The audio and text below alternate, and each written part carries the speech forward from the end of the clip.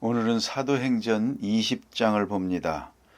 신약성경 222면 사도행전 20장 1절로 12절까지 보겠습니다.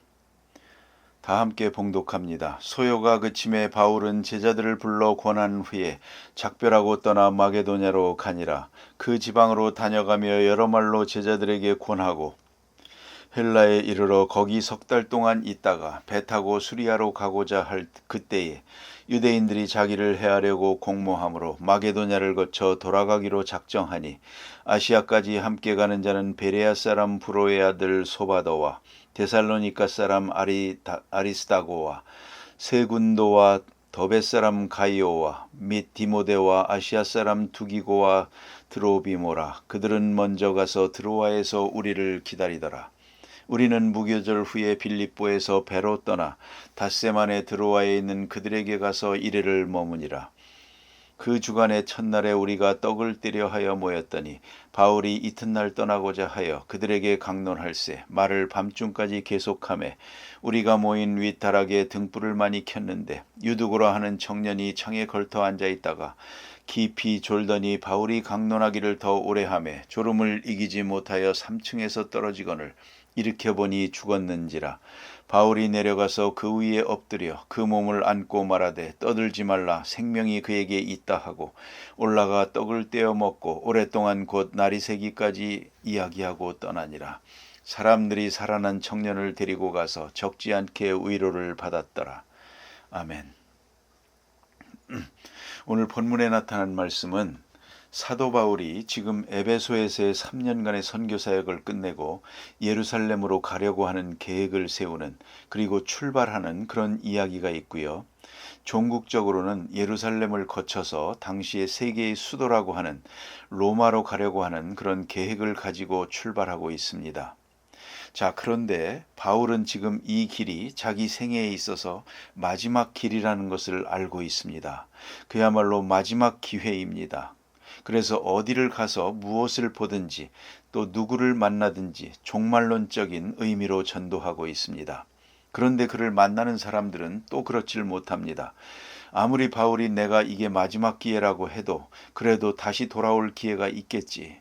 또 언젠가 다시 만날 때가 있겠지. 이렇게 생각하고 있는 겁니다. 거기에 큰 차이가 있었습니다.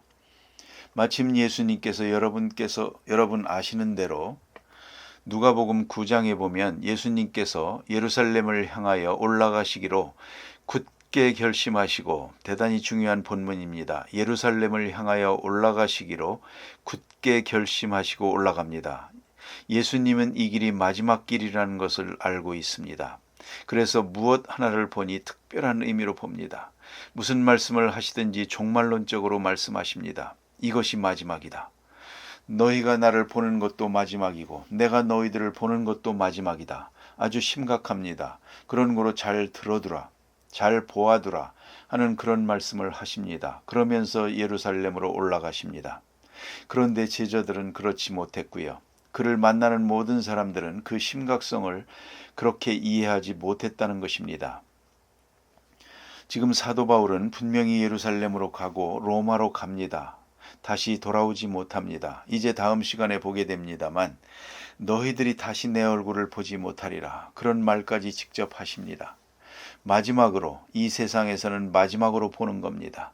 그러면서 한 시간 한 시간 심각하게 만나고 심각하게 저들을 대하고 심각하게 말씀을 합니다.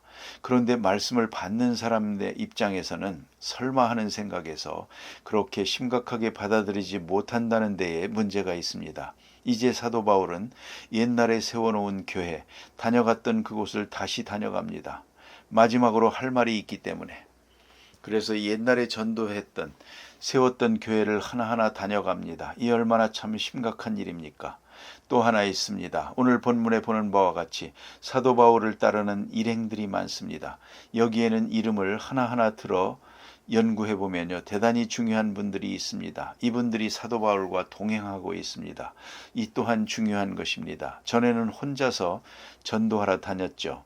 그러나 지금은 많은 사람이 그를 후원하고 성원합니다. 그리고 그와 함께 일생을 같이 하는 사람들이 따라 나섭니다. 심지어는 아예 이사를 갑니다. 같이 수행하면서 로마까지 갑니다. 이렇게 바울에게는 많은 수행원들이 있었다, 동행하는 사람들까지 있었다 하는 것을 오늘 본문에서 읽게 됩니다.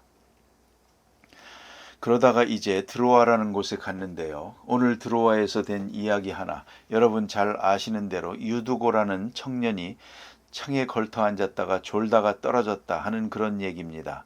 졸다 떨어진 한 청년에 대한 이야기가 오늘 본문에 있습니다. 드로아에서 일주일 동안 머물렀는데 여기 보니 안식 후 첫날이라는 말이 나옵니다. 저들은 유대 사람이기 때문에 안식일을 지킵니다. 그러나 안식 후 첫날, 이건 주일입니다. 그래서 안식일에서 주일로 바뀌는 저들의 종교 생활의 의식을 읽을 수가 있습니다. 그래서 예수께서 부활하신 그날이 중요하기 때문에 종래에 지켜오던 안식일, 그것은 뒤에 두고 저들은 예수님 부활하신 그날, 안식 후 첫날, 그날 모이는 것을 더 중요하게 여긴 그런 흔적을 본문에서 보게 됩니다. 우리가 떡을 뗄 때 하는 말은 아가페를 말하는 것인데요. 이것은 애찬입니다. 우리가 성경을 보면 애찬과 성찬이 섞여 있는 것을 볼 수 있습니다. 아직도 예배의식이 완성되기 전이기 때문에 그렇습니다. 그래서 모여서 떡을 뗍니다. 애찬입니다. 또 그 순서 중에 성찬이 있습니다. 기도하고 떡을 뗍니다. 이건 성찬식입니다. 그래서 애찬과 성찬이 함께 있었던 것을 볼 수 있고요. 모일 때마다 애찬을 하고 성찬식을 하고 그랬습니다. 어거스틴의 말에 의하면 성찬이라는 것은 눈으로 보는 말씀이다. 주께서 우리를 위하여 십자가를 지시고 우리를 위하여 죽으시고 피를 흘리시고 그것을 떡을 떼면서 다시 한번 깊이 인상을 주고 기념하는 것입니다. 그것이 곧 예배입니다. 자, 이렇게 성찬식을 했는데 이튿날 떠나고자 했다 하는 말이 본문에 있습니다. 그래서 사도 바울은 밤새껏 복음을 전하고 내일 아침 떠나는 겁니다. 떠나서 다시 못 돌아오는 겁니다. 그런 심각한 상황이기 때문에 밤 늦게까지 설교를 길게 했던 것 같습니다. 여기에 강론할세 하는 말은 보통 말하는 이야기가 아닙니다. 이건 설교입니다. 어디까지나 설교의 말씀을 다락방에서 말씀을 하게 되는데요. 여기 이제 문제는 많은 사람이 모였던 것 같고요. 가득 찼었던 것 같습니다. 방이 넓지 않을 테니까 가득 찼고 등불을 켜놓고 기름으로 켠 것이니까 컴컴하죠. 지금 전등처럼 밝은 불은 아닐 겁니다. 아무리 불을 켰더라도요. 이렇게 하고 하나님 말씀을 듣고 있는데 바울은 지금 이게 마지막 시간입니다. 다시 내 얼굴을 보지 못할 것이다. 직접 내 말을 듣지 못할 것이다. 해서 심각한 말씀으로 중요한 교리를 또 열심히 강론하고 있습니다. 그러면 이 말씀을 듣는 사람도 같은 마음으로 응답해야 하겠는데 저들은 그렇지를 못한 것 같습니다. 아무튼 이렇게 설교가 좀 길어졌습니다. 그런데 유두고라는 사람이 창문에 걸터 앉았다가 졸음을 이기지 못해서 그만 떨어졌습니다. 이게 내용인데요. 이 유도고라는 말, 그 이름을 분석해 보면 이건 노예의 이름이라고 합니다. 그 당시의 이름으로 볼 때 이건 노예의 이름이고 또 성서학자 바클레이는 아예 노예라고 지칭을 합니다.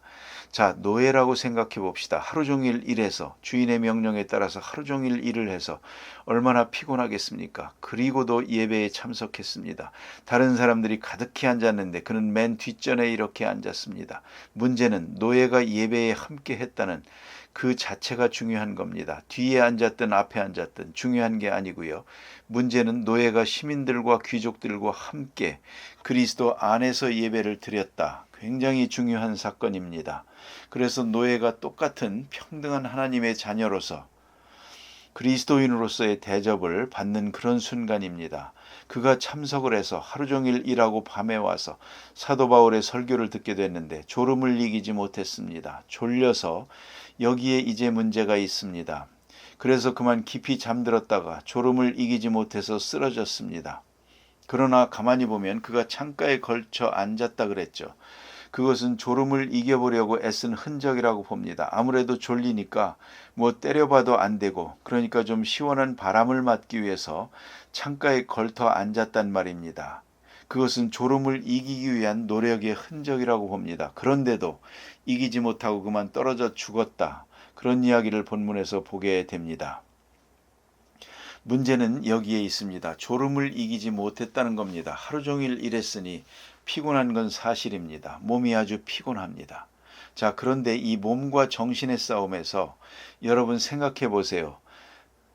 저는 겟세마네 동산에 예수님 올라가서 기도할 때 베드로와 요한이 잠을 이기지 못했습니다. 그래서 잠시도 깨어있지 못하느냐 예수님 말씀하시고 시험에 들지 않게 깨어 기도하라고 말씀하시죠. 그것이 기억이 납니다. 그런데 또 졸고 쓰러지지 않습니까? 예수님 불쌍히 여겨서 하시는 말씀, 마음에는 원이로되 육신이 약하도다, 이렇게 말씀하십니다.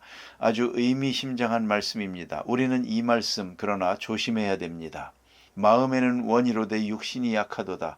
이건 예수님이 제자들에게 하신 말씀입니다.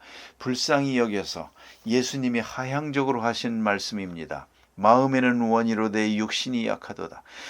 너희들이 졸고 있기는 하지만 마음에는 원하는 것을 내가 알고 있다. 그런 얘기 아닙니까? 비록 졸고 있어도 마음에는 그래도 안 졸려고 애쓰는 걸 내가 아노라. 이건 큰 자비와 긍휼입니다. 그런데 만일에 베드로가 예수님 보고 깨어 기도하라 할 때에 마음에는 원이로되 육신이 약하도다 그러면 어떻게 되겠습니까? 말이란 할 말이 있고 들을 말이 있는 겁니다. 그건 제자들의 입장으로서는 그 말을 할 수가 없는 겁니다. 그도 그럴 것은 정말 마음에 원하면 잠이 옵니까? 여러분 어쩌다가 돈 얼마를 손해봐도 잠 안 오죠. 또 이상한 전화 한 통만 받아도 잠이 안 오죠. 수면제를 먹어도 잠이 안 옵니다. 그런데 어떻게 잠이 온다는 말입니까? 정신 상태가 뭔가 잘못된 것이죠. 이게 어느 순간입니까? 내일 아침에 십자가를 지십니다. 자기들 앞에도 지금 십자가가 다가오고 있습니다. 잠이 오겠습니까? 그건 있을 수가 없는 얘기죠. 그러니까 정신력이 약한 것이죠. 심력이 약한 겁니다.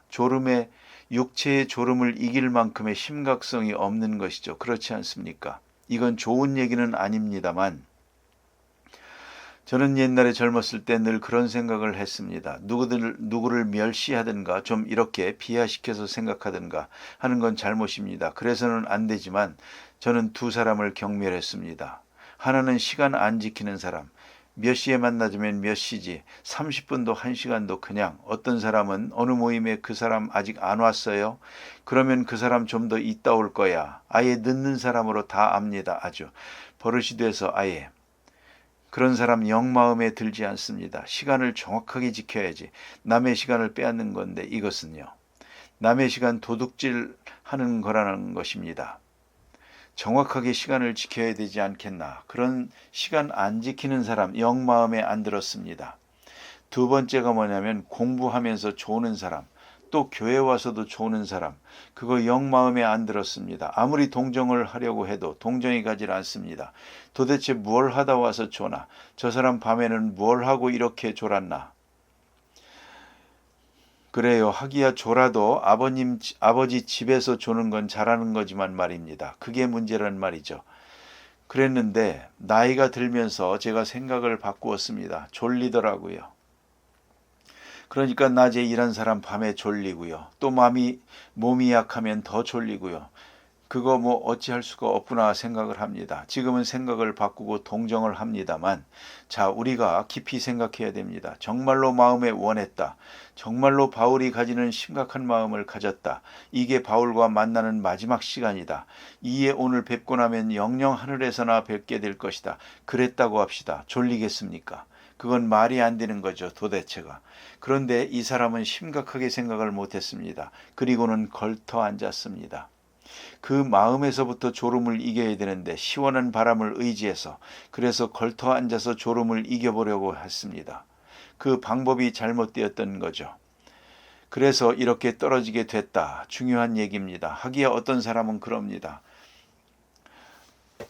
우선 바울이 잘못했지. 설교를 너무 길게 했다 이겁니다.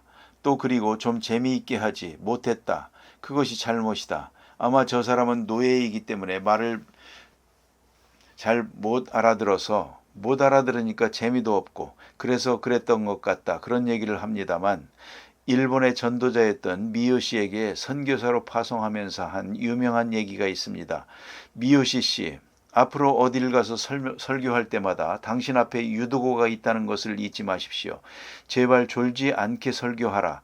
졸지 않도록 설교하라 하는 그런 뜻을 이렇게 단초해서 유도고가 있다는 걸 잊지 마세요. 해서 한평생 그걸 마음에 두고 목회를 했다는 재미있는 얘기가 있습니다.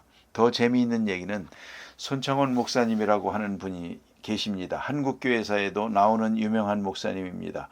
평양 신정현 교회, 산정현 교회에서 설교하고 계실 때에 하루 종일 일하고 교회에 와서 참석한 저녁 예배 때 참석한 장로님이 꾸벅꾸벅 조는 겁니다. 목사님이 일부러 장로님 깨라고 쾅 하고 쳐봐도 끄떡도 안 합니다. 그러니까 김 장로님 일어서세요. 번쩍 들어서 일어납니다. 교회 나가서 밖에서 세 바퀴 뛰고 돌아와서 보세요. 장로님이 그것을 순종을 합니다. 예, 그러죠. 나가서 뛰고 들어와서 앉았습니다. 명령한 분도 훌륭하지만 순종한 장로님이 더 훌륭합니다. 어때요? 지금 제가 이 자리에서 김 장로님 나갔다 들어오세요. 어떨 것 같습니까? 아마 난리 날 것 같습니다. 나는 그만큼 카리스마적 권위가 없는 거죠. 자, 정말 졸음을 이긴다는 거 어렵습니다. 제가 어떤 교회에서 목사님이 설교하시면서 졸지 말라고, 제발 졸지 말라고, 그리고 조는 데 대해서 말씀 많이 하더라고요. 하더니 그 사모님이 잘 졸거든요. 그러니까 그 생각이 났던지 우리 집에도 하나 있지만 그러더라고요. 졸음 이긴다는 거 참 어려운 일입니다만 그러나 우리는 생각해야 합니다.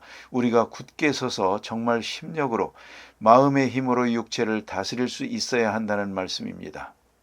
어느 교회에 장로님이 또 졸고 있었는데 다니엘 목사님이라고 유명한 분인데요. 평양신학교 2대 학장을 지낸 분이죠. 미국 사람이 한국말 하니까 잘 알아들을 수가 없죠.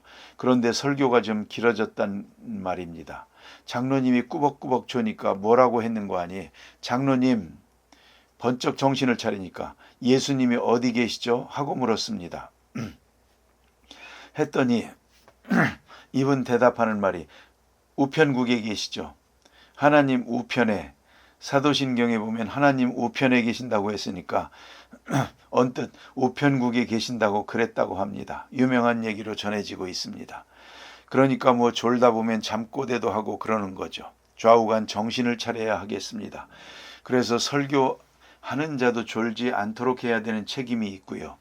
또 너무 길게 해서 졸게 해서도 안 되고요. 그런가 하면 듣는 사람의 입장에서 볼 때도 좀 더 심각하게 예수님 말씀대로 깨어 기도하라. 언제든지 예배는 오늘이 나의 마지막 날인 것처럼, 오늘이 나의 마지막 날인 것처럼 그렇게 종말론적인 신앙으로 예배해야 되는 것입니다. 기도하십시다.